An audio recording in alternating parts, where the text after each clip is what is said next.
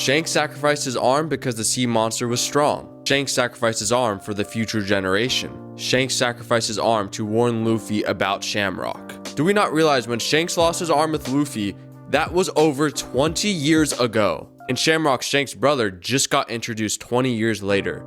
You think Oda was thinking 20 years into the future? No, I don't. Shanks did know about Luffy's fruit and how it was the sun god Nika fruit, and he ended up sacrificing his arm for Luffy to give him motivation, not to be able to tell the difference between his brother and him. And I don't know if this is a hot take, but I think when Shanks met with the Gorosei in episode like 800 of One Piece, and everyone was theorizing why he didn't have a scar on his face and all of that, I think originally that was Shanks.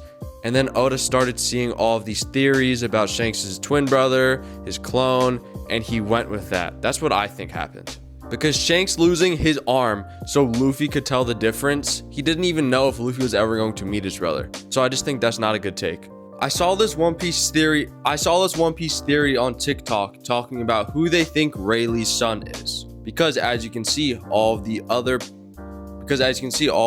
Roger pirates have a kid. And of course, they said Mihawk is Rayleigh's son. And the evidence they gave was Rayleigh's wife's sideburns compared to Mihawk's, which is very similar, and Rayleigh's and Mihawk's goatee style, which is a stripe, and no other One Piece character really has that. And then to further support their theory, they show flowered symbols on Mihawk's shirt. And in the Wano flashback, a young Rayleigh had the same type of flowers. I really do think this is a believable theory. We know nothing about Mihawk's past whatsoever. But one thing we do know about One Piece is usually when there's a strong young person, their whole family is strong.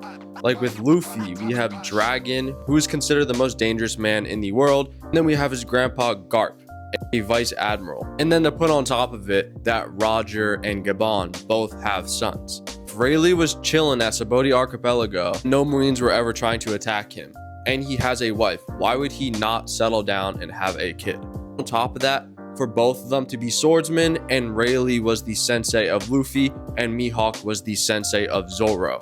Let me know who you think Mihawk's father is though. If Luffy can create a giant fist the size of an island, and Garp can destroy an entire island with just a punch, imagine what this monster dragon is capable of. I think there's a 50% chance that Dragon is actually insanely strong, or he could just be smart and not strong at all. He is known as the world's most dangerous man, but maybe that's because of his intellect. When Kuma's wife Ginny got captured by the celestial dragons, Dragon and the Revolutionary Army never came to save her. So that means at that point they weren't strong enough to fight Mary Joyce. That doesn't mean very much because Mary Joyce is insanely strong, and I wouldn't expect any One Piece character to be able to take them on just by himself.